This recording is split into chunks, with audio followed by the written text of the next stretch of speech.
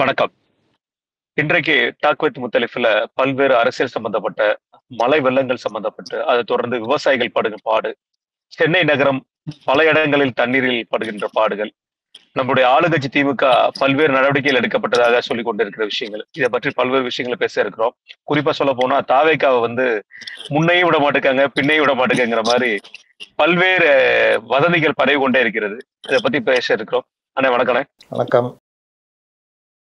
தீபாவளி இடைவெளிக்கு அப்புறம் சந்திக்கிறோம். மழை வெள்ளத்தை வச்சு வாங்கிட்டு இருக்கு. அதுல குறிப்பிட்டு சொல்ல போனோம்னா நம்ம அந்த தஞ்சை மாவட்டம், டெல்டா மாவட்டங்கள் பெருமளவுல பாதிக்கப்பட்டிருக்கன. நெல் கொள்முதல் நம்ம கடந்த வெள்ளிக்கிழமையும் சனிக்கிழமையும் நம்ம பேசியிருந்தோம் அந்த விஷயங்களை. இன்றைக்கு அந்த விவசாயிகள் படும் வேதனை நமக்கு ரொம்ப ரொம்ப படாம ரொம்ப கஷ்டமா இருக்கு. எடப்பாடியார் அவர்களும் இன்றைக்கு அதை விசிட் பண்ணியிருக்காரு. எப்படி பாக்குறீங்க? நெல் கொள்முதல் சம்பந்தமாக முதல்ல இந்த பிரச்சனையை ஆரம்பித்தது இவங்க சசிகலா.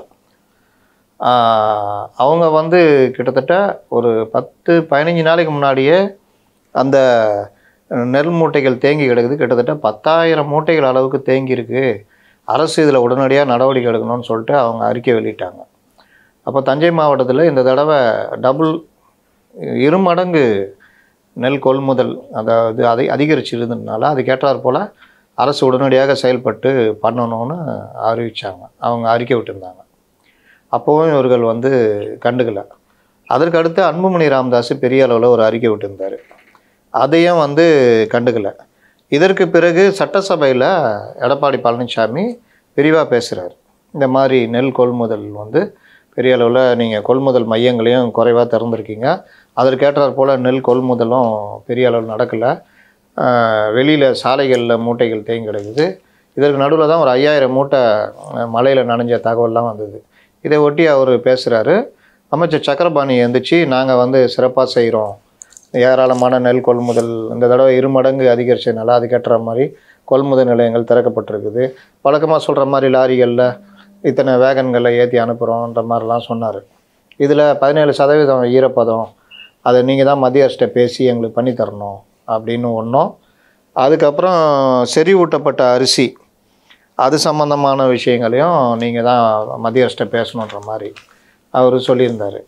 அந்த நேரத்தில் அதுக்கு மறுநாள் எடப்பாடி பழனிசாமி இந்த விவகாரத்தை பற்றி பேசும்பொழுது செறிவூட்டப்பட்ட அரிசி அது சம்பந்தமாக ஏற்கனவே அன்புமணி ராமதாஸும் குறிப்பிட்டிருந்தார். அதாவது கடந்த ஜூலை 29 இவர் எடப்பாடி பழனிசாமி ஆகஸ்ட்ன்றார், 2 நாள் வித்தியாசம். ஜூலை 29 மத்திய அரசு அதற்கான ஒப்புதலை கொடுத்து நீங்கள் இது பண்ணுங்க, அதற்கான டெண்டர் மற்ற விஷயங்களை பண்ணுங்கன்னு சொல்லி ஒப்புதல் கொடுத்துட்டாங்க. ஆனால் அப்படிப்பட்ட ஒப்புதலை கொடுக்கலன்னு சட்டசபையில் செறிவூட்டப்பட்ட அரிசி சம்மந்தமாக நீங்கள் ஒப்புதல் வாங்கி கொடுங்க அப்படின்ற மாதிரி பேசினாங்க. அதற்கு பிறகு இதெல்லாம் காரணம் காமிச்சு இன்றைக்கி எடப்பாடி பழனிசாமியும் பேசியிருக்காரு. 18 ஆகஸ்ட் மாதமே ஒப்புதல் கொடுத்துருக்காங்கன்னு.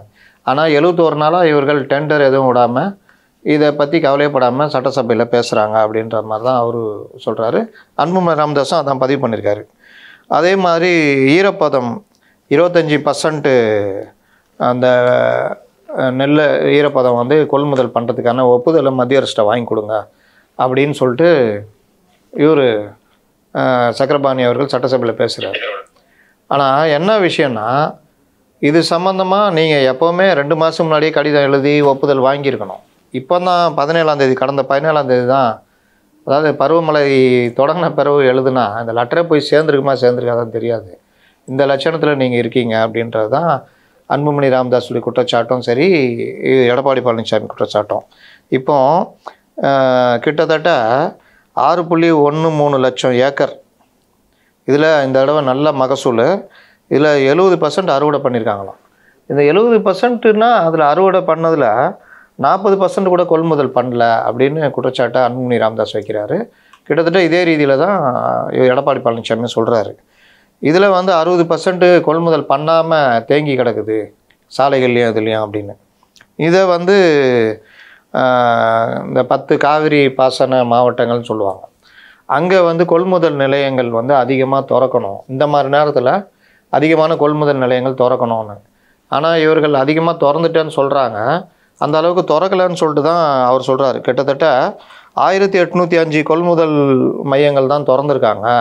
இதே மாதிரி கடந்த காலங்களில் பார்த்தீங்கன்னா 2156 கொள்முதல் மையங்கள் திறக்கப்பட்டிருக்குது. ஆனால் இப்போ வந்து அதில் கிட்டத்தட்ட 350 கம்மியாக திறந்துருக்காங்க. இருபோகம் விளைஞ்சா இதோட ஜாஸ்தி திறந்துருக்கணும். அப்போ எவ்வளோ? 2156ன்றது கிட்டத்தட்ட 2500 மேலே திறந்துருக்கணும். அப்போ தான் நீங்கள் வர வர கொள்முதல் பண்ணி அதை ஆலைகளுக்கு அனுப்ப முடியும். அதற்கான ஏற்பாடே இல்லை. போன ஆண்டில் கூட 2022-23 கூட 2904 கொள்முதல் மையங்கள் திறந்துருக்காங்க. ஆனால் இந்த வருஷம் அது எதுவுமே இல்லைன்றாப்புல. தஞ்சையில் வந்து தஞ்சை மாவட்டத்தில் 599 இருந்துச்சான் போன வருஷம்லாம். இந்த வருஷம் 292.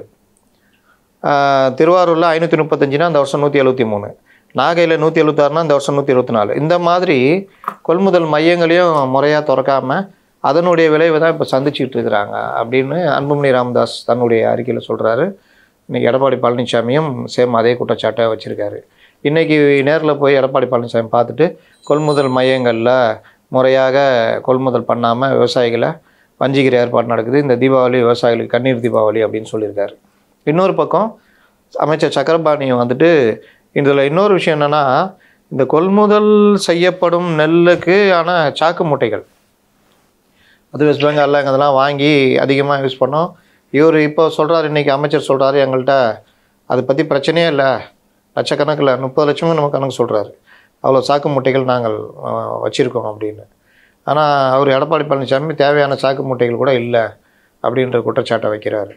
இன்றைக்கி அமைச்சர் இவர் சக்கரபாணி, கோவிச்செழியன், இன்னொரு அமைச்சர் ப்ளஸ் மாவட்ட ஆட்சியர்கள், அமைச்சர் மதிவேந்தன் உட்பட பலரும் போய் பார்வையிட்டிருக்காங்க. ஆனால் இது எல்லாமே இவர்களுடைய நடைமுறைகள் பார்த்திங்கன்னா, இதை ஒரு 10 நாளைக்கு முன்னே பார்வையிட்டு எல்லாம் பண்ணால் ஏதாவது நடவடிக்கைனா துரித கதமாக அந்த மழைக்கு முன்னாடி இருக்கும். இன்றைக்கி மழை ஆரம்பித்து நேற்றுலாம் அடின்னு அடித்து இதோ வடகிழக்கு பருவமழை ஆரம்பித்து வங்கக்கடலில் காற்றழுத்த தாழ்வு நிலை, இந்த காற்றழுத்த தாழ்வு மண்டலமாக ஈவினிங் மாறுதுன்றாங்க. ஒருவேளை அது புயலாகவும் மாறலாம். அது வந்தால் பெரிய அளவில் மழை இருக்கும். இந்த டைமில் கரெக்டாக அந்த இந்த நேரத்தில் போய் ஆய்வு பண்ணுறது இதெல்லாம் என்னன்றது ஒன்றுமே புரியல. ஜனங்க இதை பார்த்துக்கிட்டு தான் இருக்காங்க. பருவமழை தொடங்கின பிறகு போய் ஆய்வு போகிறது, இந்த ஃபோட்டோ ஷூட் பண்ணுறது தான் நடந்துக்கிட்டு இருக்குது. கண்டிப்பான. இதை தொடர்ந்து எடப்பாடி அவர்கள் பேசும்பொழுது ஒரு சில விஷயங்களை அவர் முன்னெடுத்து வச்சிருந்தாருன்னு அதுல குறிப்பிட்டு சொல்லும்போது, நீங்க செறிவூட்டு அரிசியை பத்தி சொல்லிட்டீங்க. அது ஆர்டர் வந்து நம்ம அரசாங்கம் வந்து தவறா இன்ஃபர்மேஷன் கொடுத்து சட்டப்பேரவையிலன்னு. அது மட்டும் இல்லாம வந்து 2000 மூட்டைகள் பெர் டே வந்து நாங்க கொள்முதல் பண்றோம் அப்படின்னு சட்டப்பேரவையில அமைச்சர் சக்கரபாணி அவர்கள் குறிப்பிட்டிருந்தார். இன்றைக்கு வந்து காட்டூர்ல போய் நெல் கொள்முதல் நிலையத்துல சந்திச்சதுக்கு அப்புறம் எடப்பாடி அவர்கள் பத்திரிகையாளர் சந்திக்கும் போது 800 மூட்டைகள் தான் கொள்முதல் பண்றாங்க ஒரு நாளைக்கு அப்படிங்கிற ஒரு விஷயத்தை சொல்லியிருக்கிறாரு. அப்பனா தவறான இன்ஃபர்மேஷனை வந்து சொல்லியிருக்காங்க அப்படிங்கிற விஷயத்தையும் சொல்லியிருக்கிறாரு.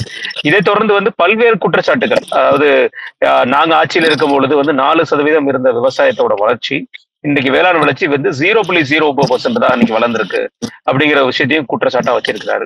இதை எப்படி பாக்குறீங்க? இவர்கள் தொடர்ந்து இவர்கள் வந்தோன்னே பண்ணது பார்த்திங்கன்னா, நாங்கள் தான் உலகத்திலேயே வேளாண் துறைக்கு தனியாக பட்ஜெட் போட்டோம் அப்படின்லாம் சொல்லிலாம் பண்ணாங்க. அது பார்க்கும் பொழுது ஏதோ பண்ண போகிறாங்க வேளாண் துறையிலன்னு பார்த்தா பெரிய அளவில் நீங்கள் வேளாண் துறைக்கு தனி பட்ஜெட்லாம் போட்டு எல்லாம் பண்ணிவிட்டு இன்றைக்கி பார்த்தீங்கன்னா, இப்போ அவர் வைக்கிற குற்றச்சாட்டு மாதிரி இது மகசூல் அதிகரித்தோம், அதுக்கேற்ற கொள்முதல் பண்ணாமல் நெற்பயிர்கள் நாசமடைகிற ஏற்பாடு, இந்த மாதிரி விஷயங்கள் தான் இருக்குது.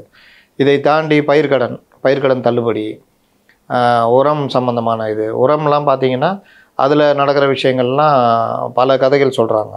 அப்போ இந்த மாதிரி விவசாயத்திற்கான மூலப்பொருட்கள் மற்ற விஷயங்கள் இதில் வந்து வேளாண் துறைக்கு தனி பட்ஜெட் மட்டும் போட்டால் மட்டும் போதாது. விவசாயிகளை பாதுகாக்க வேண்டிய அந்த பணிகளையும் செய்திருந்தால் தான் நான் உங்களுக்கு கரெக்டான இது நடக்கும். காவிரி வந்து எந்த ஆட்சியில் இல்லாத அளவுக்கு காவிரி 7 முறை நிரம்பியதுன்னு 8 முறை நிரம்பியதுலாம் சொல்கிறாங்க. கடந்த ஆட்சியிலையும் காவிரி நீங்கள் மேட்டூர் அணை வற்றாமல் இருந்தது. கடந்த ஆட்சியிலையும் கடைமடை வரைக்கும் நீரை கொண்டு போகிற ஏற்பாடெலாம் கடந்த ஆட்சி நடந்தது. ஆனால் இந்த ஆட்சியில் தூர் வாரதுலேருந்து பல விஷயங்களில் உங்களுக்கு சுணக்கம் இருக்கிறத பார்க்க முடிஞ்சது. அது குற்றச்சாட்டாகவே வைக்கப்பட்டிருக்கு. இதுதான் இவர்கள் இதை தொடர்ந்துன அவர் குறிப்பிட்டு சொல்லும் பொழுது பயிருக்கு நம்ம என்னைக்குமே இன்சூரன்ஸ் பண்ணியிருப்போம். அது வேளாண் துறை விவசாயிகளை பொறுத்த வரைக்கும் கிராம ரீதியா விவசாயிகளுக்கு இன்றைய வரைக்கும் அந்த இன்சூரன்ஸ் பத்தின விஷயங்கள் போய் சென்றடையல. அதிகமான கிளைம் வாங்கி கொடுத்தது எடப்பாடி அவர்களோட ஆட்சியில இருக்கும் போது அதிகமான கிளைம் வாங்கி கொடுத்தோம்.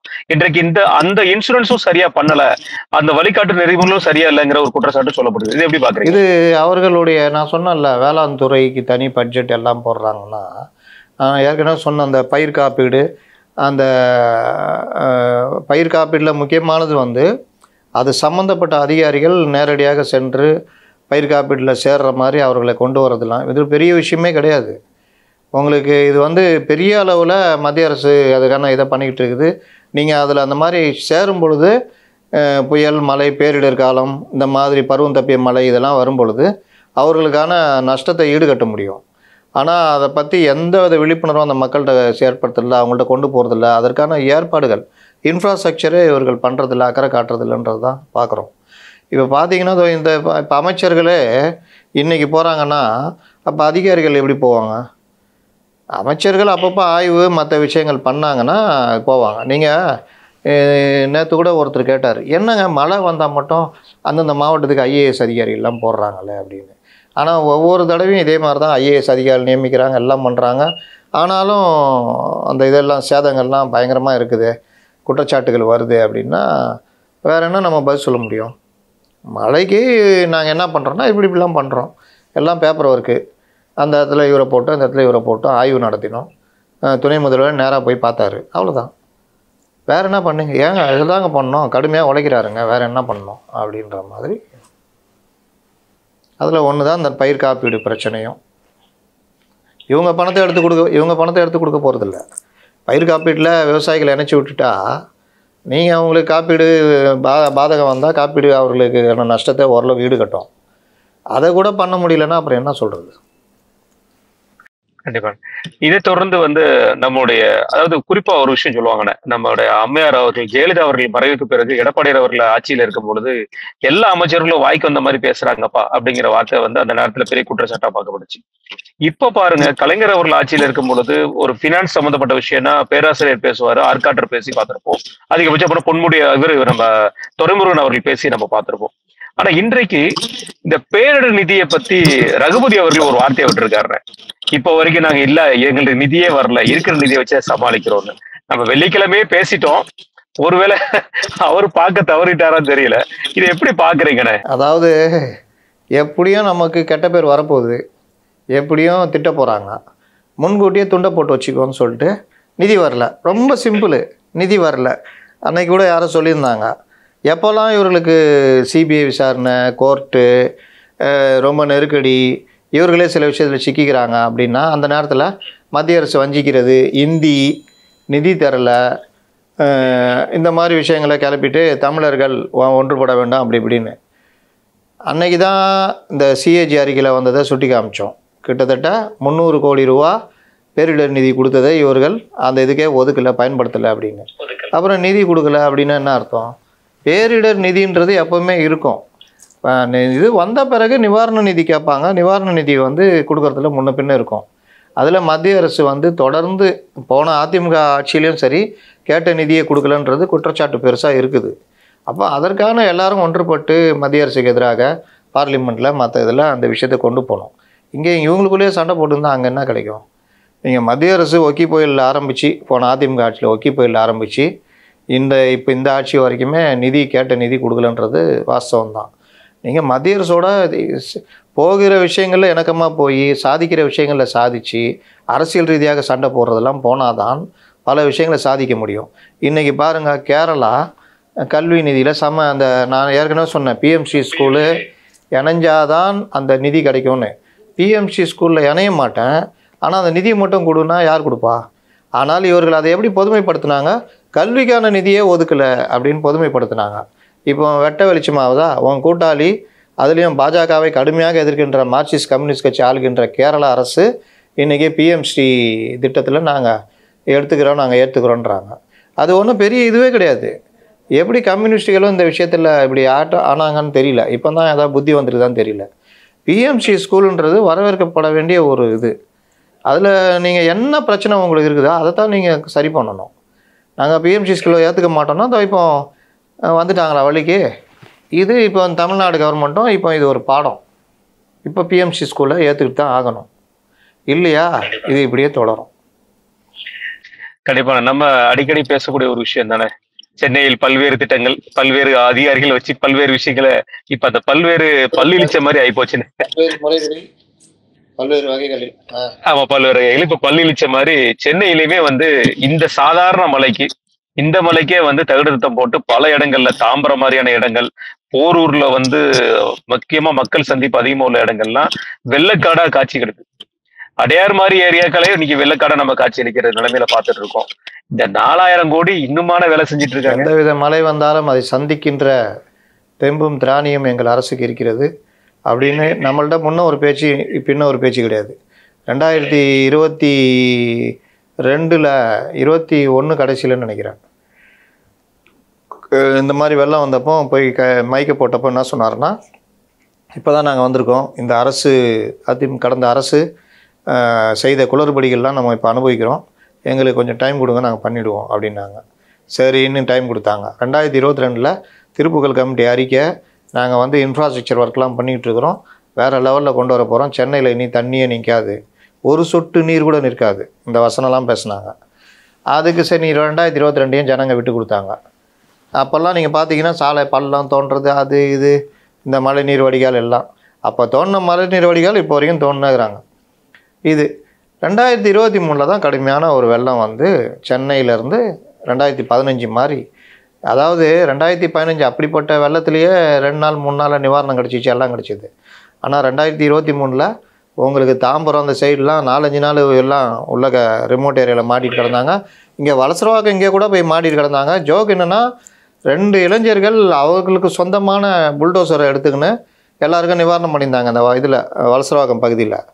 ஆனால் அரசு யந்திரம் அங்கே போக முடியல, ஒரு கவுன்சிலரை பார்க்க முடியல, எல்லாம் எங்கே போனாங்கன்னு தெரியாது.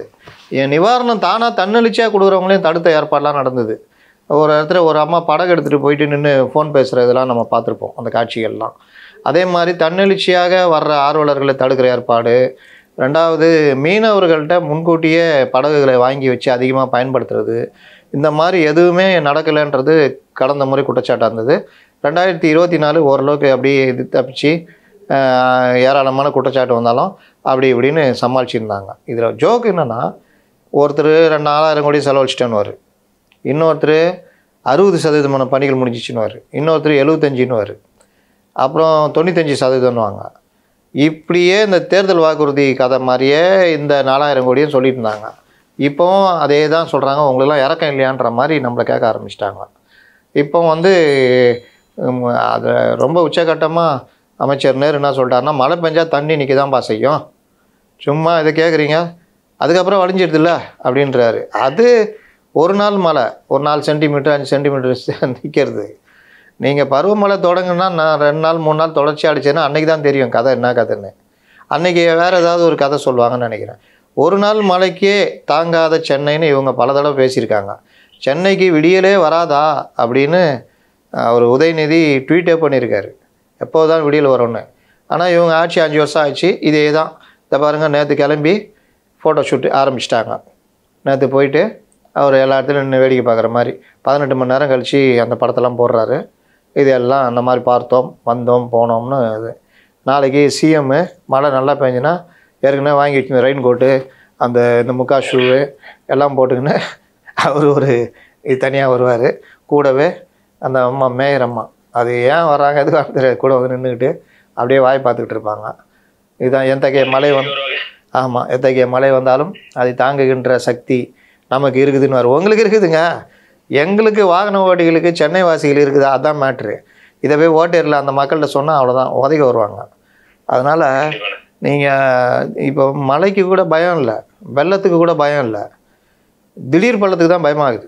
வாகனம் ஓட்டும் பொழுது இந்த திடீர் பள்ளத்தில் உழுந்து வர்றவங்க தான் அதிகமாக இருக்காங்க. நீங்கள் தண்ணினா கூட அப்படியே ஏதோ போயிடலாம். ஆனால் நீங்கள் அதை கொஞ்சம் தண்ணியில் என்ன பண்ணுவோன்னா, நம்ம பொதுவாக எப்படி ஓட்டுவோன்னா கொஞ்சம் ஆக்சிலேட்டர் கொடுத்து முறுக்கி ஓட்டுவோம், ஏன்னா வண்டி ஆஃப் ஆகிடக்கூடாதுன்னு. அந்த நேரத்தில் திடீர் பள்ளம் வந்ததுன்னா முடிஞ்சது கதை, உளுந்து வாரி மூஞ்சி. இப்போ செல்லுலாம் என்ன ஆகும் யோசிச்சு பாருங்கள், தண்ணியிலலாம் போச்சுன்னா அப்போது எவ்வளோ நஷ்டம், இந்த நஷ்டம்லாம் யார் வந்து ஈடுகட்ட முடியும், யார் போய் சொல்ல முடியும்? தீபான்னு ஒரு அம்மா மழைநீர் வடிகாலில் அந்த இதில் இறந்தப்போ என்ன சொன்னாங்க, இவங்க கதைலாம் சொன்னாங்க, ஞாபகம் இருக்கா? கைகள் கட்டப்பட்டு கிடந்தது, வாயில் துணி அடைக்கப்பட்டு, இது வந்து வேறு ஏதோ இது மழைநீர் வடிகாலில் உள்ளன்னு படுபாவித்தனமாக சொன்னாங்க. இதெல்லாம் அந்த அம்மா துப்பட்டா அப்படி சுற்றி இருந்தது. அது என்னன்னா பேய் கதைலாம் சொன்னாங்க. நேற்று வழக்கு போட்டிருக்காங்க. நேற்று இந்த விஜய் மேலே போட்ட அதே செக்ஷனில் போட்டிருக்காங்க.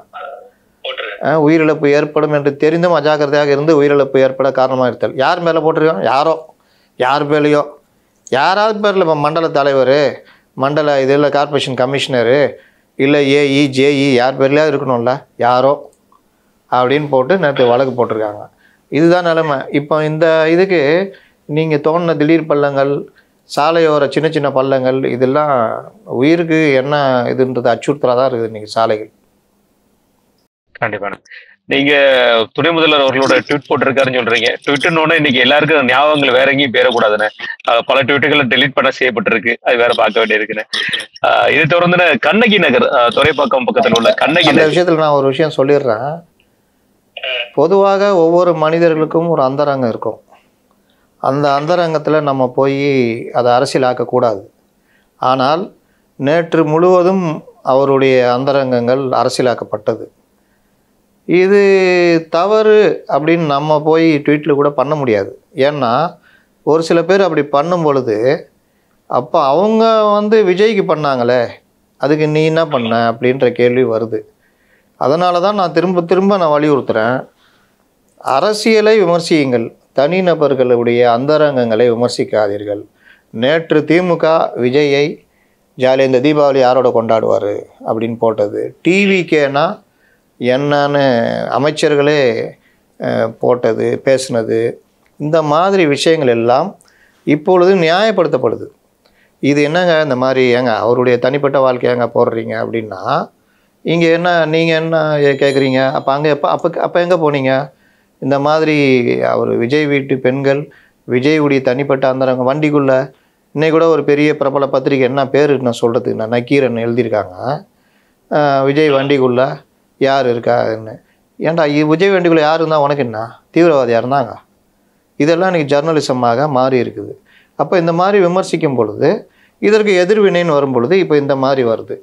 அப்போ இதை உட்காந்து நம்ம வெறும் கையை கட்டி வேடிக்கை மட்டும்தான் பார்க்குற நிலைமைக்கு இருக்குது. இது ஒரு மோசமான சூழ்நிலை. எந்த பக்கத்துலேருந்து வந்தாலும் அது நிறுத்தப்பட வேண்டும்ன்றது தான் நம்முடைய கோரிக்கை.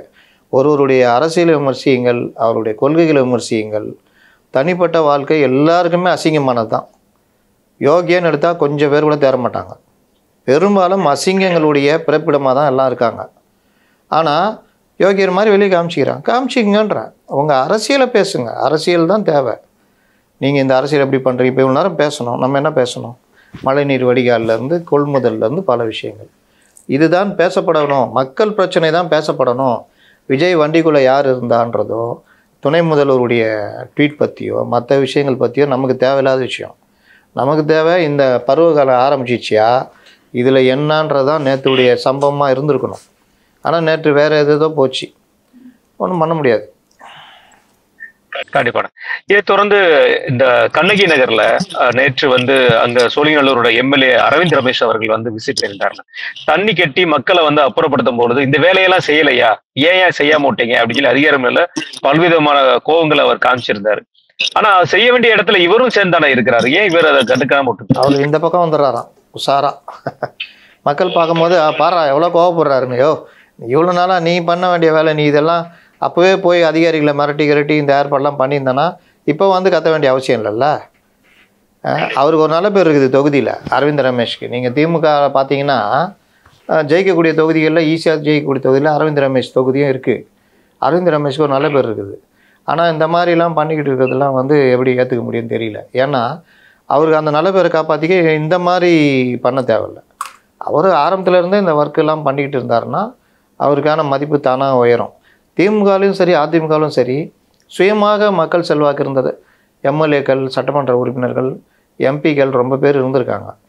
இன்றைக்கி அதெல்லாம் இல்லை. நீங்கள் பார்த்தீங்கன்னா அந்த மதுரை வாயில்னு நினைக்கிறேன், மதுரை வாயிலாக ஒரு சினிமா டைரக்டர் போட்டிருக்காரு, 4.5 வருஷம் கழிச்சு எங்கள் எம்எல்ஏ நான் பார்த்துட்டேன்.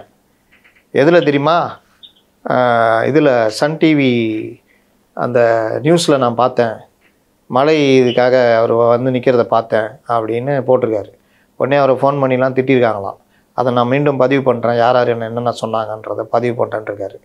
அப்போ ஒரு எம்எல்ஏன்றவர் ஒரு தொகுதி பக்கம் பொதுவாக சாதாரணமாக இருப்பாங்க. எனக்கு தெரிஞ்சு நான் சின்ன பையனாக இருக்கும்போது திமுக எம்எல்ஏ ரகுமான் கான் தொகுதி தான் நான், சேப்பாக்கம் தொகுதி. இன்றைக்கும் சேப்பாக்கம் திமுகவுடைய கோட்டையாக இருக்கிறதுனா அதுக்கு அடிப்படை காரணம் திமுகவில் இருந்தவர்கள் இயல்பாகவே அந்த தொகுதியில் ரகுமான் கான், ஏகே ஜெகதீஷன் ஒருத்தர் இருந்தார் பகுதி செயலாளர். இவங்களாம் ரொம்ப இயல்பாக ஜனங்களோட பழகிட்டு சுற்றிக்கிட்டு இருப்பாங்க. ரகுமான் கானெல்லாம் நீங்கள் சாதாரணமாக போய் பார்க்கலாம், அந்த அளவுக்கு இருப்பார். பலரும் அந்த மாதிரி. இப்போ ஜெயக்குமார் நீங்கள் பார்த்தீங்கன்னா அவர் தொகுதியில் அவர் தெரியாத ஆளே கிடையாது. அவர் வாட்டில் சுற்றிக்கிட்டே இருப்பார். சிஏஏ மேட்டரில் தான் அவர் தோற்று போனார். இல்லாட்டி அவரை தோக்கடிக்க முடியாது. அவர் வந்து தொகுதியில் அவ்வளோ ஒரு இது, நீங்கள் ஒரு நாள் பழகிட்டீங்கன்னா மறுநாள் உங்கள்கிட்ட நீண்ட கால நண்பர் மாதிரி பேசுவார் அவர். அந்த அளவுக்கு ஒரு அட்டாச்மெண்ட் இருக்கும். நீங்கள் கல்யாணம் காது குத்துலேருந்து எது வச்சாலும் அவர் வருவார், நல்லா பழகுவார், எல்லாருக்குமே அவரை தெரியும். அந்த மாதிரி ரொம்ப பேர் இருக்காங்க. கே கிருஷ்ணசாமி இருந்தார் 1000 விளக்கில். அவர் இருக்கிற வரைக்கும் அவரை தோக்கடிக்கவே முடியல. ஸ்டாலினா அவர்கிட்ட தோற்று போனார். அப்போ அந்த மாதிரி இவங்களாம் இருக்காங்க. சைதி துரைசாமி இருந்தார், எளிதாக சந்திக்கக்கூடியது. திமுகலையும் அந்த மாதிரி இருந்தாங்க. ஆனால் கோசிமணி அவரே சொல்லலாம் மேடம், முன்னாள் அமைச்சர் கோசிமணி ஆகட்டும், கோசிமணி, தாமரைக்கனிலாம் இப்படி சொல்லிட்டீங்கன்னா போகிற வழியில் ஒரு பாத்திரக்காட்டில் ஒரு பொருளை வாங்கி போய் நேராக அந்த இதில் மைய வச்சுட்டு போயினே இருப்பாராம். அவர் சுயேட்சையாகவே ஜெயிச்சார். அவர் ஒன்றுமே பண்ண முடியல. செம்மலை சுயேட்சையாகவே ஜெயிச்சார் 80. அப்போ அந்த மாதிரிலாம் வந்து இருந்தவங்களாம் இருக்காங்க. நம்ம இப்போன்னா இவர் சொல்லலாம், எஸ்பி வேலுமணி சொல்லலாம். நீங்கள் எஸ்பி வேலுமணி அமைச்சராக இருக்கும்போது கூட நீங்கள் போனீங்கன்னா டீட்டெயில் கேட்டு சம்மந்தப்பட்ட அதிகாரிகளை கூப்பிட்டு அதை ஃபாலோ பண்ணுற வரைக்கும் பண்ணுவாருன்னுவாங்க. அந்த ஒரு தன்மை எஸ்பி வேலுமணிட்ட இருக்குன்னு. அந்த மாதிரி நீங்கள் இருந்தீங்கன்னா உங்களை அசைக்க முடியாது. இதில் நான் ரொம்ப பேரை விட்டுருப்பேன்னு வச்சிங்களேன். அந்த மாதிரி அற்புதமான ஆட்கள்லாம் இருந்திருக்காங்க. இப்போ வந்து ஒரு வட்டம் பகுதி கவுன்சிலர்கள் இப்போலாம் தென்பட மாட்டேங்கிறாங்க. முன்னெல்லாம் கவுன்சிலர்கள் மக்களோட மக்களாக இருப்பாங்க, சுற்றுவாங்க, போவாங்க, வருவாங்க. அவங்களே கூட நம்ம கூட வந்து மக்கள் பிரச்சனை கூட நிற்பாங்க, அந்த மாதிரிலாம் பண்ணுவாங்க. இப்போ அதுவும் காணும். கவுன்சிலர்லாம் வேறு லெவலில் இருக்கிறாங்க, வசதியும் சரி மற்ற விஷயங்களும் சரி. சேம் கவுன்சிலரில் எப்படி இருக்காங்கன்னா, அப்போ மாவட்ட செயலாளர் தான் பெரும்பாலும் எம்எல்ஏக்கள் இருக்காங்க. அவங்களாம் வந்து ஏதோ இதில் ஐஏஎஸ் ஐபிஎஸ் மாதிரி வானத்துலேருந்து குதிச்ச மாதிரி இருக்காங்க. இது இவர்களுடைய எண்ணம் என்ன காரணம்னா, எப்படியும் கூட்டணி சின்னம் எப்படியும் ஓட்டு போட்டுருவாங்க. அப்படி தான் வந்து இப்போ எங்கள் தொகுதி எம்எல்ஏ இருந்தார் எழிலன். நான் கடைசி 1000 விளக்கு தொகுதி இருக்கும்போது அவரை நான் ஒரு தடவை கூட தொகுதியில் பார்த்ததே இல்லை. ஆனால் நல்ல மனிதர், பழகுவதற்கு எல்லாம் இனிமையானவர், எளியவர்னு சொல்கிறாங்க. ஆனால் ஒரு எம்எல்ஏவாக அவர் தொகுதியில் சுற்றிருக்காரு பண்ணியிருக்காருன்னு நான் பார்க்கல. ஆனால் நம்ம வந்து இப்போ என்னென்னா மக்கள் எப்படி பார்க்குறாங்க, சின்னதுக்கு ஓட்டு போடணுன்ட்டு போடுறாங்க. அதனால் நமக்கு ஒரு வாய்ப்பு கிடைச்சா அது தக்க வைக்கிற ஏற்பாடு செய்யணும். அவ்வளோ இதை விட வேறு என்ன வேலை இருக்குது? சட்டமன்ற உறுப்பினர் ஆன பிறகு அவங்க ஆஃபீஸில் வந்து உக்காடுறது, தினசரி மக்களை சந்திக்கிறீங்க அப்படின்னா மக்கள் டெய்லி வந்துக்கிட்டே இருப்பாங்க உங்களை சந்திக்கிறதுக்கு. உங்களை போனாலே பார்க்க முடியலன்னா யாரும் வரமாட்டாங்க ஆஃபீஸ் பக்கம், கட்சிக்காரங்க மட்டும் சுற்றிக்கிட்டு இருப்பாங்க. இது திமுகவுடைய அடிப்படையை தகர்க்கிற வேலை இப்போ நடக்குது. நீங்க சொன்னது வந்து திமுக தலைமைக்கு கேட்டு சேர்ந்ததில்லை. இன்னைக்கு இந்த கவுன்சிலர், எம்எல்ஏ, அமைச்சர்ல சென்னையில எல்லாருமே கூடி பேசியிருக்காங்க. அதுல துணை முதல்வர் அவர்கள் சொல்லியிருக்காங்க, இந்த மாதிரி வெள்ளம் வர்ற டயத்துல நம்ம மக்களோட மக்களா நிக்கணும், வேற எங்கேயும் போகக்கூடாது அப்படிங்கிற மாதிரி ஒரு அன்பு கட்டளை வேற வச்சிருக்காரு. சென்னையை வந்து இப்ப மீண்டும் வந்து வெள்ளம் வந்து பாதிச்சா வாய்ப்பு இருந்தா அதை தெரியாத மாதிரி ஆக்குறதுக்கு முயற்சி பண்றாங்களா, அல்லது வெள்ளத்துக்கு வந்து நம்ம வந்து முன்னெச்சரிக்கை நடவடிக்கை இருக்குன்னு நினைச்சு பண்றாங்க? போன தடவை 2023 வெள்ளத்துல எல்லாரும் காண போயிட்டாங்க, ஞாபகம் இருக்கா? எல்லாரும் காண போயிட்டாங்க. இன்னும் எபினேசர், ஆர்கே நகர் எம்எல்ஏ எபினேசர்லாம் பொதுமக்களோட சண்டை போட்டார். அதே மாதிரி இந்த வேளச்சேரி எம்எல்ஏ இவர் ஹாரூன்பாய் பையன், அவரெல்லாம் வந்து ரோட்டில் சண்டை போட்டதெல்லாம் பார்த்தோம். இந்த காலத்தில் நீங்கள் நல்லது செய்கிறது கூட வெளியில் வராது. ஆனால் 2 இடத்துல பொதுமக்கள்கிட்ட முறைச்சிங்கன்னா அது வீடியோவாக வெளியில் வந்துடும். அப்போ அந்த இடத்துல கோபமாக இருக்கிற மக்களை, ஏன் கோபமாக இருக்காங்கன்னா, நீங்கள் எந்த டைம்லையும் பார்க்காம அந்த டைமில் வர்றீங்கன்னா உங்களுக்கு கோபம் வரதான் செய்யும். வழக்கமாக நீங்கள் மக்களோட மக்களாக இருக்கிறீங்கன்னா உங்கள்கிட்ட கோபம் வராது மக்களுக்கு. ஏற்கனவே அந்த பிரச்சனை உங்கள்கிட்ட சொல்லப்பட்டு சரி செய்யப்பட்டிருக்கும். தொகுதியில் நீங்கள் சுற்றி இருந்தீங்கன்னா எங்கே பிரச்சனைன்னு தெரிஞ்சிருக்கும். இது எதுவுமே செய்யாமல் எனக்கு என்னென்னு இருந்தால் அவ்வளோதான். அது வந்து எதுவுமே ஜனங்களுக்கு கோபம் வரதான் செய்யும். அதில் கொஞ்சம் கரெக்டாக போகிறவங்க நல்ல தலைவர்களாக இருப்பாங்க. சண்டை போடுறவங்க அடுத்த தடவை அவங்களுக்கு வாய்ப்பு இருக்குமேனே தெரியாது. அதனால தான் சொல்கிறேன், நீங்கள் அது இப்போ அவங்களுக்கு இந்த தடவை பிரச்சனை 2023 இது, அதுவும் தேர்தல் நேரம். இப்போ ஏதாவது பருவமழையில் போயிட்டு சண்டையோ இல்லை காணா போயிட்டாங்கன்னா ஓட்டு கேட்டு போகவே முடியாது. ரொம்ப நெருக்கத்தில் ஜனங்க மறப்பாங்களா? 180 நாள் இருக்குது. அப்போ ஜனங்க மறக்க மாட்டாங்க. அதனால் என்ன ஆயிடுச்சுன்னா, இந்த தடவை எப்பா கண்ணுங்களா எங்கேயும் ஓடி ஒழியாதீங்களா, ஜாலியாக இருக்காதீங்களா, நேரில் போய் மக்கள் சேவை செய்யுங்க, நிதியை இறக்கி பிஸ்கட் பாக்கெட்டு அது இதுன்னு எல்லாம் கொஞ்சம் பண்ணுங்கள். இப்போ நம்ம பண்ணுறது தான் தேர்தலுக்கான அச்சாரம் அப்படின்னு. இதில் நான் சொல்ல வேண்டிய விஷயம் என்னென்னா, மற்ற கட்சிகளை கம்பேர் பண்ணால் திமுகவும் அதிமுகவும் மக்கள் பணியில் நேரடியாக இருக்கக்கூடிய கட்சிகள். அதை நம்ம எப்போ பார்த்தோன்னா கொரோனாவில் பார்த்துருக்கலாம். கொரோனாவில் கொஞ்சம் கூட பயப்படாமல் அந்த பணி ஆட்டுனாங்க திமுகவும் சரி அதிமுகவும் சரி. அதில் திமுக எம்எல்ஏ ஜெயா அன்பழகனுடைய உயிரே போச்சு. இன்னும் பலர் கொரோனாலாம் பாதிக்கப்பட்டாங்க. அந்த இது ஏன் போயிடுச்சுன்றது தான் கேள்வி. அந்த ஸ்பிரிட்டு 21 ஆட்சிக்கு வந்த பிறகு ஏன் போயிடுச்சு? அந்த ஸ்பிரிட்டை மெயின்டைன் பண்ணால் இருக்குமே. நீங்கள் சொன்ன குற்றச்சாட்டுகளுக்காகத்தான் அவர்களை நிராகரித்து உங்களுக்கு வாக்களித்தார்கள். ஆனால் நீங்கள் அதை விட மோசமான ஆட்சி பண்ணும் பொழுது என்ன சொல்கிறது, உங்களை நிராகரித்து தான் வேறு யாருக்காவது ஆட்சி கொடுக்கணும். சுகாதாரத்துறை பற்றி அவ்வளோ குறை சொல்லிட்டு வந்தீங்க. இன்றைக்கி டாக்டர்கள் உங்களை நம்பி வாக்களித்தாங்க. இந்தியாவிலேயே தமிழ்நாட்டில் தான் உங்களுக்கு இன்றைக்கி மருத்துவர்களுக்கு ஊதிய உயர்வே இல்லாத ஒரு நிலை இன்றைக்கி இருக்குன்னா தமிழ்நாட்டில் தான். அப்புறம் என்ன சுகாதார அந்த டாக்டர்கள் உங்களுக்கு ஏன் வாக்களிக்கணும்? இதுக்கு விஜயபாஸ்கரே சிறப்பாக பண்ணிகிட்டு இருந்தார். கொரோனாலாம் அவங்க பண்ண ஒர்க்கெல்லாம் சில பல குறைகள் இருந்தாலும் அந்த துறை இயங்குச்சு இல்லை. இன்றைக்கி அந்த மாதிரி இல்லையே. நீங்கள் பேர் வைக்கிற வேலை மட்டும் தானே பண்ணுறீங்க. அம்மா கிளினிக்கை அழிச்சிட்டு இளம் தேடி மருத்துவம் அது இதுன்னு மாற்றிக்கிட்டு இருக்கீங்களே தவிர என்ன ஸ்பெஷலாக பண்ணுறீங்க? எல்லா மருத்துவமனையிலையும் பிரச்சனைகள் இருக்குது. பெரிய லெவலில் அந்த பராமரிப்பில் மருத்துவர்கள் பற்றாக்குறை, செவிலியர்கள் பற்றாக்குறை. இவர் அமைச்சர் போனார்னா ஒரு கேமரா கூப்பிட்டு எடுத்துகிட்டு போயிடுறாரு. அங்கே போயிட்டு ஒரு தாம் தூம் பண்ணிட்டு யாரையாவது மிரட்டிட்டு அதை வீடியோ எடுத்து போட்டுவிட்டு போயிடுறாரு. இதை தாண்டி என்ன பண்ணுறாரு? அவருக்கும் மருத்துவத்துறைக்கும் சம்மந்தம் இருக்குதான்ற மாதிரியே தெரியல. அவருடைய இதில் தான் கிட்னி திருட்டு நடக்குது, முறைகேடுன்னு சொல்லுங்கன்றாரு. நடவடிக்கைன்னு பார்த்தீங்கன்னா பெருசாக இல்லை. மருந்து கம்பெனி இங்கேருந்து மருந்து தயாரித்து 22 குழந்தைங்க சாவுக்கு காரணமாயிட்டான். அதுக்கப்புறம் இவர் சொல்கிற கதைலாம் பார்த்தா பெரிய காமெடியாக இருக்குது. கண்டுபிடிச்சா அது 2ஆம் தேதி அங்கே செத்தது தெரிஞ்ச உடனே இங்கே ஒரு நடவடிக்கை எடுத்தாங்களாம், ஸ்டாப் பண்ணாங்களாம். மற்றவங்க கூப்பிட்டு சொன்னாங்களாம் ஆய்வு பண்ணனா ஏன் அவங்க ஆய்வு பண்ணலன்னு கேட்குறாங்க. ஏன் நீங்கள் ஆய்வு பண்ணலன்னு கேட்டால் பண்ணாத 2 அதிகாரியை நீக்கிட்டோம், இது சஸ்பெண்ட் பண்ணியிருக்கோன்றாரு. அப்போ இவருக்கெல்லாம் இதில் சம்மந்தமே இல்லை. ஆனால் இடி ரைடு வரும்பொழுது அந்த இடி ரைடு எப்படி வரும்?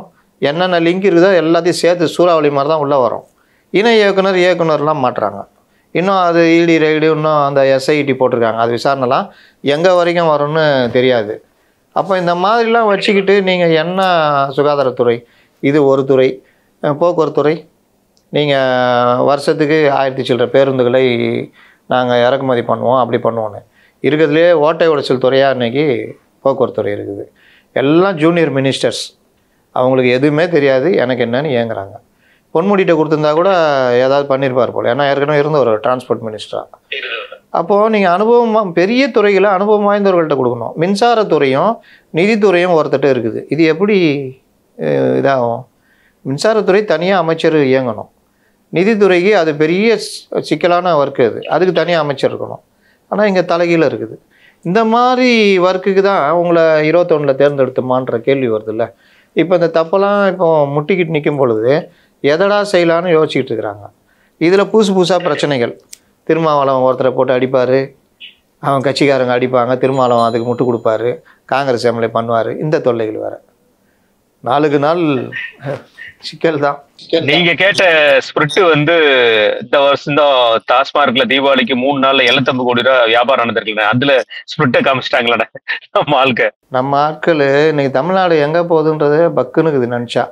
போன வருஷம் 750 கோடின்னு 790 கோடி 750 கோடி 350 கோடிலாம் நான் ப்ரெஸ்ஸில் நான் செய்தியாக எழுதியிருக்கேன். ஒரு 21-22 பீரியடில் இன்றைக்கி டபுள். இன்றைக்கி அப்படின்னா எவ்வளோ புதிய குடிமகன்கள் உருவாகியிருக்காங்க, எந்த அளவுக்கு இது போகுதுன்னு பார்த்துக்குங்க. அவர்களுக்கு வேணால் அது சந்தோஷமாக இருக்கும். சமூக ரீதியாக பார்த்தீங்கன்னா இது பயங்கரமாக யோசிக்க வேண்டிய, வருத்தப்பட வேண்டிய விஷயம். பண்டிகைன்னா குடிக்கணும், செத்தா குடிக்கணும். எல்லா பண்டிகைக்குமே ஆயுத பூஜைக்கும் பெரிய அளவில் விற்றுருக்குது. மற்ற பண்டிகைகள்லேயும் பார்த்தீங்கன்னா பெரிய அளவில் விற்கிற ஏற்பாடு. எங்கே போய் முடிய போது தெரில. இவர்கள் இதில் சந்தோஷம்தான் பட்டுக்குவாங்க. புதிய குடிமகன்களை நாம் உருவாக்கி இருக்கிறோம் அப்படின்னு. இந்த தாவேக்காவை சுத்தி என்ன நடக்குதுன்னே தெரியல. ஃபுல்லா அவங்க பேச மாட்டேங்காங்க. ஆனா தாவேக்காவை பத்தி பேசிட்டே இருக்கிறது நாள் இல்லாத அளவுக்கு எல்லாரும் பேசிட்டே இருக்காங்க. இது யூடியூப் சமூக வலைதளத்துல வந்துட்டு இருக்கிறது நம்ம பார்த்துட்டு இருந்தோம். இப்போ தினசரி பேப்பர்கள்லயுமே பல்வேறு கருத்துக்கள், ஒவ்வொரு நாளைக்கும் ஒவ்வொரு கருத்துக்கள் வந்துட்டே இருக்கு. நேற்று என்னன்னா ஒரு அசைன்மெண்ட் தாவேக்காக்கு கொடுக்கப்பட்டிருக்கு. டிஎம்கேவோட கூட்டணி கட்சியை உடைக்கிறதா வேலை அப்படின்னு சொல்லி. இன்றைக்கு என்னன்னா அப்படியே உல்டாவா தாவேக்கா அதிமுகவோட கூட்டணி வச்சா திமுக ஜெயிச்சிரும், உளவுத்துறையே சொல்லிடுச்சு அப்படிங்கிற மாதிரி வந்துருச்சு. இன்னொரு பக்கம் தாவேக்கா தலைவர் விஜய் அவர்களும் கரூருக்கு போகாம இருக்கிறாரு, தாமதம் பண்ணிட்டு இருக்காரு. அதையும் விமர்சனம் பண்ணி பல்வேறு கருத்துக்கள் போயிட்டு இருக்கு. இப்படி தாவேக்கா சுத்தியே நல்லது கெட்டது எல்லாமே தாவேக்கா சுத்தி கொண்டு போயிட்டு இருக்க ஒரு காரணம் என்னன்னா, இது அசைன்மெண்ட்டுக்கு எதுக்காக நான் வருகின்ற 2026 பொது தேர்தலை தீர்மானிக்கக்கூடிய சக்தியாக அவங்க பவரில் வர்றாங்களோ இல்லையோ, தீர்மானிக்கக்கூடிய ஒரு சக்தியாக தாவேக்கா இருக்குது. அதை வச்சுக்கிட்டு நாங்கள் தான்லாம் அவங்க திருப்தி பட்டுக்க முடியாது. அவர்களுக்கு இருக்கிற ஓட்டு ஏதோ ஒரு கட்சியை ஆட்சியில் அமர்த்த போகுது. அதனால தான் தாவேக்காவை சுற்றியே செய்திகள் சொல்லுது. இதில் பேய் கதைகள், புனையப்பட்ட கதைகள். நேற்று எழுதினவரை கூப்பிட்டு என்ன அப்படி எழுதுகிறீங்கன்னொன்னே, இருங்க நீங்கள் கொடுங்க அப்படின்னு இன்றைக்கி ஒரு கதை. அந்த கதைக்கு துணை சேர்க்கறதுக்கு உளவுத்துறை, இதை ஒருத்தர் எடுத்துக்கிட்டு இன்றைக்கி ஒரு அரசியல் மேதை பேசுவார். அப்போ இதில் என்ன விஷயம்னா, உளவுத்துறை அதிகாரிகளே கேட்டோம், என்னங்க இந்த மாதிரிலாம் போட்டிருக்க, அது உங்களுக்கு தெரியுமா அப்படின்னு. தெரியலங்க, அவங்க ஏதோ தனியாக உளவுத்துறை வச்சுருக்காங்க போல் அப்படின்றாங்க. என்ன விஷயம்னா, நீங்கள் நேற்று எடுத்துக்குவோம், நேற்றுல முந்தா நாள் ஃப்ரண்ட் பேஜில் திமுகவுடைய காங்கிரஸையும் விசிகாவையும் இழுக்க அசைன்மெண்ட். யாருக்கு? விஜய் அவங்க கட்சிக்காரங்களுக்கு. விஜய் திரும்பி பார்த்தா மொத்தமே 4 பேர் தான் இருப்பாங்க. இந்த சைடு புஷி, இந்த சைடு ஆதவ், அந்த சைடு நிர்மல்குமார், இந்த சைடு யார் வெங்கட்ராமன் சும்மா கூட உட்காந்து போய் பின்னாடி சேர் போட்டு உட்காந்துருப்பாப்புல ராஜ்மோகன். ஜெகதீஷ் வேற வேலைக்குங்க, இந்த வேலை கிடையாது. ஜெகதீசன் முழுதும் விஜயை பார்த்துக்கிறாப்புல. இவர் நம்ம அருண்ராஜ் வெளியுறவுத்துறை அமைச்சர், அவர் ஒன்லி NDTV அந்த மாதிரி. அப்போ ஆதவ், புஷி, அப்புறம் நிர்மல்குமார், இவங்கள வச்சுக்கிங்க. இவங்களுக்கு அசைன்மெண்ட்டு கொடுத்து காங்கிரஸை இழுத்து வர்ற வேலை. அப்படின்னா டெல்லி தாண்டோன்னா ஆதவ் போய் யார்கிட்ட பேசி இங்கே காங்கிரஸை கூப்பிட்டு வருவார். இதை எழுதுகிறவங்க கொஞ்சமாவது யோசிக்கணுமா வேணாவா? போய் யார்கிட்ட பேசணும்? செல்வ பெருந்தகிட்ட பேச முடியும்? அங்கே கார்கே, ராகுல், சோனியா. இல்ல பொதுவான ஆதவுக்கு அவ்வளவு பெரிய அனுபவம் எங்கன்னு இருக்கு? அவர் மேல இப்படி ஒரு இதை கொண்டு வந்து கொடுக்குற அளவுக்கு அனுபவம் எங்க? அதை தான் நான் கேட்க வரேன். சரி, அவர் பேசிட்டாரு. காங்கிரஸ் இன்னைக்கு இருக்கிற நிலைமையில் அவர்கள் தாவேகா கூட சேர்ந்துக்கிட்டு தேர்தலில் தனியாக நிற்கிறதுக்கு விரும்புவாங்களா? இந்த யதார்த்தம் ஒன்று இருக்குல்ல, அவங்க புதக்குழிக்கு போகிறதுக்கு விரும்புவாங்களா? தாவேகா ஒரு இன்ஃப்ராஸ்ட்ரக்சரும் இல்லை, எந்த ஏற்பாடும் இல்லை அவர்கள்ட்ட. தேர்தலில் நிற்கிறதுக்கான எந்த ஏற்பாடும் இல்லை. அப்போது காங்கிரஸே யாரையாவது தூக்கி தான் சுமக்கணும். அப்போ அப்படி தூக்கி சுமக்கிற காங்கிரஸ் இன்னொரு முதுகை தேடணுன்னா அந்த முதுகு வலுவான முதுகாக இருக்கணும். இன்றைக்கி வலுவான இன்னொரு முதுகுனா அதிமுக. அந்த முதுகு அங்கே இருக்குது, இப்போ NDA கூட்டணியில் இருக்குது. அப்போ இதை விட்டு எப்படி இறங்கும் காங்கிரஸ்? அப்படி இறங்கி ஒருவேளை தாவேகா கூட வந்தால் இவர்களது 6%, அவர்கள் சொல்கிற மாதிரி 15% வச்சுட்டா 15 6 21% கூட விசிகா வருதுன்னு வச்சுக்கிங்க. ஒரு 2% 23 24% வச்சுக்கிட்டு 2 பேரில் யாருக்காலையாவது வாரி விடுவாங்க, அவ்வளோதான். அதை தாண்டி வேறு என்ன பண்ணுவாங்க? சரி, இவங்க 3 பேரும் சேர்ந்து 234 தொகுதியில் எத்தனை தொகுதி நிற்பாங்க? யாருக்கு பிரச்சாரம் பண்ணுவா? யார் தேர்தல் இதை பார்த்துக்குவா? மக்கள் நல கூட்டணி மதிமுக தனியாக நின்று தேர்தலை சந்தித்த கட்சி, விசிகா தனியாக நின்று தேர்தலை சந்தித்த கட்சி, விஜயகாந்த் தனியாக நின்று தேர்தலை சந்தித்தவர், இடதுசாரிகள் தனியாக நின்றுருக்காங்க. இவங்க 5 பேரும் ஒன்றா சேர்ந்து நின்று எவ்வளோ குழப்பங்கள் மக்கள் நல கூட்டணியில். ஒரே தகராறு. மேடையிலே திட்டுறாரு வைகோ, துட்டு கேட்குறீங்க கூட்டத்துக்கு வரத்துக்குன்னு விடுதலை சிறுத்தைகளை பார்த்து. விடுதலை சிறுத்தைகள்னு ஒரு கூட்டம் அன்னைக்கு கொடி பிடிச்சவன் நிற்கலைன்னா அந்த போராடலாம் அசிங்கப்பட்டிருப்பாங்க. அப்போது இவர்களுக்குள்ளேயே 1000 பிரச்சனை. தேர்தல் நிற்கிறதுக்கு ஓட்டு வாங்குறதுலலாம் பூத் ஏஜென்ட்டுக்கே ஆள் கிடையாது. இவ்வளோ பிரச்சனை, இத்தனை பெரிய கட்சிகள் 5 கட்சியும் சேர்ந்து. இதில் காங்கிரஸுக்கு பூத் ஏஜென்ட்டுக்கு ஆள் எங்கே இருக்குது? இவர்கள் இன்றைக்கி போட்டிருக்க பூத் ஏஜென்ட்டு வந்து பாதி வந்து போலி பூத் ஏஜென்ட்டுன்னு புஷி மாட்டிக்கிட்டார் கொஞ்ச நாள் முன்னாடியே. இப்போ இதில் யார் போய் உக்காருவா? என்ன பண்ணுவா? தேர்தலுக்கு யார் செலவழிப்பா? ரெண்டாவது வேட்புமனு தாக்கல், இந்த மாதிரி தேர்தல் அலுவலகம் போடுறது, டெய்லி தேர்தல் ஒர்க்கு பார்க்குறதுக்கெல்லாம் காங்கிரஸ்லேருந்து யார் வருவா? இதெல்லாம் காங்கிரஸ்காரங்களுக்கு தெரியாதா? இதெல்லாம் உங்களுக்கு செஞ்சு உங்களுக்கு ஒரு 18-20 எம்எல்ஏ ஜெயிச்சு கொடுக்கணும்னா திமுகவில் தான் முடியும்னு அவங்களுக்கு தெரியும். இப்போதைக்கு திமுக தான். அப்புறம் எப்படி? சரி, இவங்க போகிறாங்க தாவேகா கூட போகணுன்னா என்ன காரணம்? ஏதாவது ஒரு காரணம் அமையணும்ல தாவேகா கூட வரத்துக்கு. அப்படி ஒன்றும் திமுக கூட்டணியில் இல்லையே. இப்போ இருக்கிற நெருக்கடிக்கு கொஞ்சம் கூட சீட்டு கேட்டு அது வேணால் டிஎம்கே தான் பண்ணி கொடுப்போம். மற்றபடி இவங்க பிரிஞ்சு போகிறதுக்கு என்ன இருக்குது? இது ஒரு அசைன்மெண்ட் கொடுத்துருக்காரு கட்சிக்கு. இது சும்மா உட்காந்து எழுதுறது, டெஸ்கில் உட்காந்து எழுதுறது. சரி, ஃப்ரண்ட் பேஜில் இதை எழுதிட்டீங்க. உள் பேஜில் பார்த்தா 11வது பக்கத்தில் இவர் பவன் கல்யாண் பேசியிருக்காரு எல்லான்னு. அது பாசிட்டிவ். அப்புறம் எங்கே நீங்கள் அசைன்மெண்ட் கொடுக்குறது? பவன் கல்யாண் நம்மளே பதிவு பண்ணிட்டோம் போன இதுலேயே. நம்ம இதில் தான் முதல்ல நான் பதிவு பண்ணேன். அதுக்கப்புறம் தான் அந்த பேப்பர்லலாம் வந்துச்சு. பவன் கல்யாண் பேசி விளக்கமாக சொல்லிட்டாரு, நீங்கள் இதில் வந்தீங்கன்னா நல்லாயிருக்கும், உங்களுக்கு பார்த்துக்குங்க, என்னை வச்சு நீங்கள் பாருங்கள், நீங்கள் அடுத்த கட்டத்துக்கு கொஞ்சம் ஆஸ்வாசப்படுத்திட்டு நகரணும்னா உங்களுக்கு இதுதான் ஒரே வாய்ப்புன்னு சொல்லிட்டாங்க. விஜய் கிட்டத்தட்ட அந்த மைண்ட் செட்டில் தான் இருக்கார். அப்போ இந்த மாதிரி வேலைகள் போய்கிட்டு இருக்குது. நம்ம சொல்கிறதும் 75% ஓகே, 25% ஒரு குழப்பத்தில் இருக்கார். 25-75 ஆகலாம், இல்லாட்டி 75-100 ஆகலாம். அது எப்படி ஆகும்னு நம்ம சொல்ல முடியாது. ஆனால் பெரும்பாலும் இன்றைக்கி இருக்கிற சூழ்நிலை அவர் இங்கே நகர்றாருன்னு இதை தெரிஞ்சுக்கிட்டு இன்றைக்கி ஒரு நரேட்டிவ். என்ன நரேட்டிவு? விஜய் என்டிஏல போனாலும் திமுகவுக்கு ஒன்றும் பாதகம் இல்லை. எப்படி? திமுகவுக்கு இன்றைக்கி அரசுக்கு எதிராக இன்னும் மழை ஆரம்பிக்கலை, பருவகால மழை. தஞ்சையிலேருந்து இப்போ அங்கே ஆரம்பிச்சிச்சு, பருவமழை ஆரம்பித்தோன்னா இன்னும் கொஞ்சம் சிக்கல் இருக்குது. ஏற்கனவே ஆன்டி இன்கம்பன்சி இருக்குது. இது தேர்தலுக்கு முந்தைய மழை, இந்த வெறுப்பு தனியாக இருக்கும்.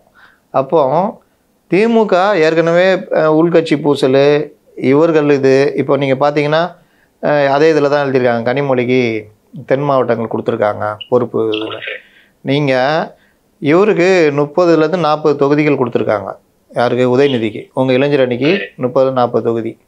கனிமொழி மண்டல பொறுப்பாளர்கள் இறுதிப்படுத்த முடியாது. திமுக பொறுத்த வரைக்கும் ஒரு விஷயங்க ஸ்ட்ராங்குங்க, மாவட்ட செயலாளர்கள் தான் ஒப்புதல் கொடுப்பாங்க ஒரு வேட்பாளர் நிற்கிறதுக்கு நிற்காததுக்கு. அதை தான் வந்து கட்சியும் கேட்கும். அதுக்கப்புறம் பெண்ணு கொடுக்குற அந்த ரிப்போர்ட்டு, இறுதியாக சின்ன ஒரு முதல்வர் இவங்க எடுக்கிற முடிவு. இதுதான் திமுகவுடைய இன்றைக்கி செட்டப்பு.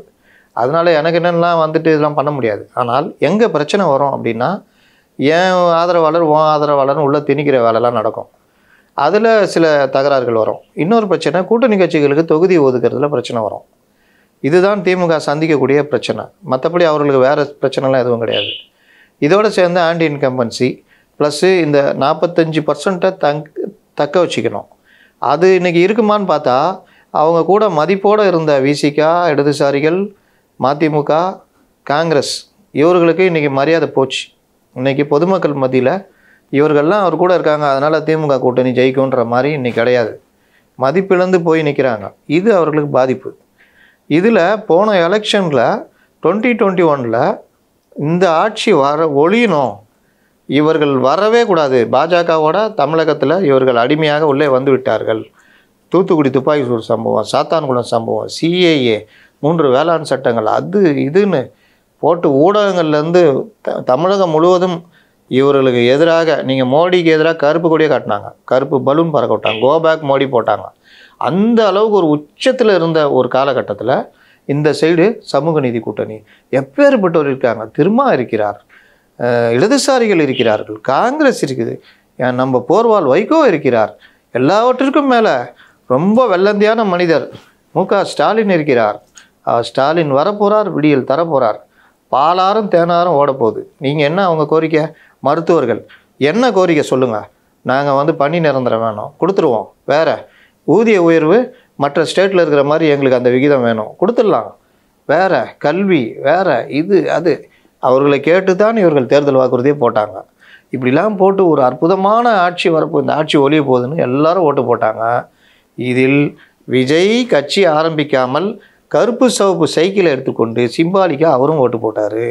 அவர் போட்டதை பார்த்து அவருடைய தொண்டர்கள் அனைவரும் அன்னைக்கு கட்சி ஆரம்பிக்கல, எல்லாரும் போய் டிஎம்கேக்கு ஓட்டு போட்டாங்க. இன்னைக்கு விஜய் தனியாக நிற்கிறார் அல்லது என்டிஏக்கு போகிறார்.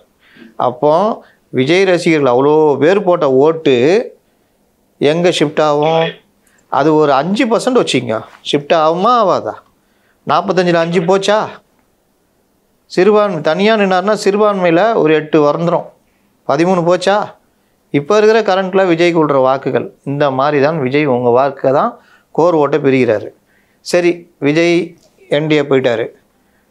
நீங்கள் சொல்கிறீங்க சிறுபான்மையின் வாக்கு விஜய்க்கு விழாது. அதை நீங்கள் 100% உறுதியாக சொல்ல முடியாது. கிறிஸ்தவ மக்களுடைய வாக்கு விஜய் மேலே கொண்ட அன்புல விஜய்க்கு போடப்படலாம். ஆனால் 50 தொகுதி விஜய் நிற்கிற தொகுதியிலாவது நாங்கள் போடுவோம், விஜய்க்கு தான் போடுவோன்னு போட்டாங்கன்னா என்ன பண்ண முடியும்? அப்படி பிரியும். இன்னொன்று, விஜய் மேலே இப்போ பெண்களுக்கு இருக்கிற ஒரு இது, நாளைக்கு பிரச்சாரம், இந்த ஆட்சிக்கு எதிரான இது, இந்த கூட்டணி வலுவான கூட்டணின்ற எண்ணம், அதனால் ஒரு சைக்காலஜிக்கலாக ஓட்டு போடுவாங்க. இது எல்லாமே என்டிஏக்கு சாதகமாக அமையும். விஜய்க்கு இப்போ இவங்க சொல்கிற 15% வச்சுக்கிட்டா, அந்த சைடு ஒரு 39% நிரூபிக்கப்பட்டது வச்சுக்கிட்டா 54%. இந்த ஆன்டி டிஎம்கே ஓட்டு அவங்களுக்கு போய்டும், இவங்களுக்கு போய்னா எல்லாம் மொத்தமாக ஒரு இடத்துக்கு போகுது ஆன்டி டிஎம்கே ஓட்டு. அப்போது நீங்கள் யோசிச்சு பாருங்கள், இது திமுகவுக்கு பாதகம் இல்லை, உளவுத்துறை தகவல் கொடுத்துருக்குன்னா என்ன காமெடி? உளவுத்துறையே இது தெரியாமல் உளவுத்துறைக்கு ரிப்போர்ட் கொடுத்துக்கிறாங்க இவங்க. இதுதான் கூகுள் பிரச்சனையே இவங்க சாதாரணமா இடம் போட்டுட்டு இருக்காங்க. இன்னைக்கு பல்வேறு சம்பந்தப்பட்ட காலேஜஸ்ல இருந்து படிக்கிற பசங்கள்ல இருந்து ஐடி ஹப்ல வேலை பார்க்கறவங்க வரைக்கும் எல்லா இடத்துலயும் பேசுறதை நம்ம இன்னைக்கு பார்க்க முடியுது. இதை எப்படி தமிழ்நாட்டுல உள்ள விட்டாங்கன்னு சொல்லி பேசுறதுல நம்ம ஏற்கனவே ஏஐ தொழில்நுட்பம் சில சின்ன இதெல்லாம் நம்ம போட்டு நம்ம ஐஐடி எல்லாம் சேர்ந்து கூகுளோட பெரிய அளவில் கான்டாக்டில் இருக்குமா. அப்படி இருக்கும் பொழுது நம்ம தான் பிடிச்சிருக்கணும். நமக்கும் அதே பரந்த கடல் இருக்குது, பெரிய அளவு 500 ஏக்கர் கொடுக்கறதுக்கான சென்னைக்கு அருகிலே இடம்லாம் இருக்குது, பிரச்சனையே கிடையாது. இன்றைக்கி பண்ணியிருந்தால் 15 பில்லியனா, 10,000 பேருக்கு நேரடியாக, 30,000 பேருக்கு மறைமுகமாக வருடத்திற்கு 10,000 கோடி ரூபா வருமானம் வரக்கூடிய ஒரு பெரிய வாய்ப்பை தவற விட்டுட்டாங்க. அதுக்கு என்ன கேட்டால் ஏதாவது சால் ஜாப் சொல்லுவாங்க. இது ஒரு இந்த மாதிரி தான். இந்த மாதிரி விஷயங்கள் வெளியே வரும் பொழுது இவருடைய இயலாமை பெரிதாக வெடித்து கிளம்பும். நீங்கள் அதில் இவரையும் அவரையுமே கம்பேர் பண்ணி போடுறாங்க. அங்கே சந்திரபாபு நாயுடு பையன்தான் இதுக்கு முன்னாடி நின்று எல்லா வேலையும் முடிச்சு கொடுத்துருக்காப்புல. அதனால் நீங்கள் சந்திரபாபு நாயுடு நீங்கள் ஒரு விஷயத்தில் கவனிச்சிங்கன்னா தெரியும், தமிழ்நாட்டில் டைடல் பார்க் வரதுக்கு முன்னாடியே ஹைதராபாத்தை ஒரு டெக் சிட்டியாக மாற்றின ஒரு சந்திரபாபு நாயுடு. ஒன்றுபட்ட ஆந்திராவுடைய முதலமைச்சராக இருக்கும்பொழுது ஹைதராபாத்தை, இன்றைக்கும் அது ஹைதராபாத் அந்த அளவுக்கு இருக்கிறதுக்கு காரணம் சந்திரபாபு நாயுடு. அது தெலுங்கானாவுக்கு போயிடுச்சு. இப்போ அவர் B4 அப்படின்ற ஒரு இதை உருவாக்கியிருக்காராம். நான் public works department, corporate, IT sector அந்த மாதிரி அணைஞ்ச மாதிரி ஒரு திட்டம். அந்த மாதிரி கொண்டு வந்ததுடைய விளைவு தான் இன்றைக்கி அது அவ்வளோ பெரிய இதை கொண்டு போய் அவங்க சாதிச்சிருக்காங்க. நான் என்ன சொல்கிறேன், சந்திரபாபு நாயுடு 2021 2019 நினைக்கிறேன், பிஜேபிக்கு எதிராக ஒரு வலுவான அணி அமைக்கிறதுக்கு இந்தியா முழுவதும் சுற்றுப்பயணம் பண்ணார். தமிழ்நாட்டிலையும் வந்துச்சு, முதல்வர் ஸ்டாலின்லாம் பார்த்துட்டு போனார்னு நினைக்கிறேன். கரெக்டாக? அந்த சந்திரபாபு நாயுடு அதுக்கப்புறம் கூட்டணியில் அங்கே 1% தான் பிஜேபி சேர்த்துக்கிட்டு இன்றைக்கி மத்திய அரசோட இணக்கமாக நிதி பெறுறது இதெல்லாம் பண்ணுறாரு. இதை தான் நம்ம திரும்ப சொல்கிறோம். மத்திய அரசு நிதி கொடுக்கலன்றது அடுத்த கட்டம். மத்திய அரசோட நீங்கள் பாஜகவோட சண்டை போடலாம், மத்திய அரசோட சண்டை போடக்கூடாது. மத்திய அரசோட நீங்கள் இணக்கமான அதிகாரிகளை வைத்து நீங்கள் கொண்டு வர்ற வேலையை பண்ணணும். அதற்கு ஏற்ற அதிகாரிகள் இருக்கிறாங்கன்னா பார்க்கல. இங்கே அதிகாரிகளே சுற்றி ஒரு 5-6 பேர் தான் மெயின் துறையில் இருக்காங்க, மற்றவங்களாம் எங்கே இருக்காங்கன்னே தெரில. இப்படி தான் இன்றைக்கி போய்கிட்டு இருக்குது. அதனால தான் இவர்கள் வந்து அட்டர் ஃபெயிலியர் இந்த மாதிரி விஷயங்களில் ஈர்ப்பு முதலீடுகளை ஈர்த்து கொண்டு வரதில் இவர்கள் ஃபெயிலியர்ன்றது. 15 பில்லியனா யோசிச்சு பாருங்களேன், இன்னைக்கு பெரிய பெருமைக்குரிய விஷயமா இருக்கும் அது. கண்டிப்பா. இதை தொடர்ந்து கடைசியா இறுதிய ஒரு கேள்வினே, நம்ம வந்து தீபாவளி அன்றைக்கும் அடுத்த நாள் நம்ம பார்க்கறதுனால அந்த கேள்வியை மிஸ் பண்ணிட்டோன்னே, நம்மளுடைய அண்ணன் விடுதலை சிறுத்தை கட்சி தலைவர் தொல் திருமா அவர்கள் செங்கல்பட்டுல வச்சு பேசியிருக்காருண்ணே தீபாவளிக்கு முதல் நாள். விசிகா திமுக விட்டு பிரியறது தான் எல்லாருக்கும் தீபாவளி பரிசு. விசிகா மட்டும் பிரிஞ்சிடக்கூடாது. விசிகா பிரிஞ்சிட்டா தமிழ்நாட்டுல எல்லாமே மாறிடும். தமிழ்நாட்டுல இன்னைக்கு வந்து மிக முக்கியமான கட்சி பிஜேபி பயப்படுற ஒரே கட்சி, இந்தியாலே பயப்படுற ஒரே கட்சி விசிகான்ட்டாருண்ணே. இது எல்லாருக்கும் தெரியுமா? எப்படி பாக்குறீங்க? இந்தியாவில் இருக்கிற கட்சிகளுக்கெல்லாம் தெரியுமா இது? சரி, அதை விட்டுருங்க. இந்த 23ஆம் புலிகேசியில் ஒரு வசனம் வரும். மேலே ஏதோ வேடிக்கை பார்த்துட்டு இருப்பான், நடவடிக்கை எடுத்தோன்னே ஐயா அப்படின்னோடனே புள்ள ஏதோ கேட்பாப்புல, ஐயா நான் புள்ள குட்டிக்காரன் ஐயான்னு காலில் விழுவோம். விழுந்தவுடனே நான் கேட்ட கேள்விக்கு இது பதில் இல்லையே அப்படின்னு வடிவேல் சொல்லுவார். அப்போ கூட இருக்க இளவரசர் சொல்லுவாப்புல, தன் ஆண்மையை பற்றி சொல்லுகிறான் அப்படின்வாப்புல. அந்த மாதிரி நான் வெளியே போனால் எல்லாரும் தீபாவளி கொண்டாடுவாங்க அப்படின்னா வெளியில் இருக்கிறவங்களுக்கு சொல்ல, ஸ்டாலினுக்கு சொல்கிறாரு இவர், நான் தாண்டா முக்கியம், நான் போயிட்டேன்னா இது பூட்ட கேஸ் நீங்கள் அதை எல்லாரும் கொண்டாடுவாங்க அப்படி தானே அர்த்தம். நீங்கள் இவர் போயிட்டு இப்போ ஒரு பெரிய கம்பெனி இருக்குது, அதில் வந்து நீங்கள் ஜாயிண்ட் வெர்ச்சர் போட்டிருக்கோங்க, அவங்கள எப்படியா நவுத்திட்டா அந்த கம்பெனி பூட்ட கேசியா அப்படின்னா அவர் வந்துட்டால் எல்லாரும் கொண்டாடுவாங்கன்னா அவர் வந்துட்டால் முடிஞ்சிச்சாங்க கதைன்னு அர்த்தம். இது காங்கிரஸ் சொன்னால் கூட நம்ம ஓரளவுக்கு ஏற்றுக்கலாம், மேஜர் கட்சி அவங்க இருந்தால் சிறுபான்மையினர் மற்ற விஷயம். உங்களால் தொல்லை இல்லை, சும்மா ரோட்டில் எவனா வண்டி அடிச்சிட்டா அவனை போட்டு அடித்து அதை மறுநாள் நியாயப்படுத்தி பேசி அதனால் மக்களுக்கு தான் பிரச்சனை, இவங்க கூட்டணிக்கு தான் பிரச்சனை. இவர் வந்து சொல்கிறாரு நம்ம வந்து வெளியில் போயிட்டா எல்லாரும் தீபாவளி கொண்டாடுவார்கள், எல்லோருக்கும் தீபாவளி, தேர்தல் நெருங்குதில்ல சீட்டுக்கெல்லாம் கொஞ்சம் பார்த்து போட்டு வைக்கிறாப்புல. இந்த எச்சரிக்கை வெளியில் இருக்கிறவங்களுக்கு கிடையாது, இந்த இவருக்கு தலைவரை பார்த்துக்க என் பவர் அப்படின்ற மாதிரி ஆண்மையை பற்றி சொல்கிறார். இது சுகர் இல்லாத ஸ்வீட்டானே. ஆமாம், அதே கதை தான். கண்டிப்பா. மிக்க நன்றி நம்ம நேரத்துக்கு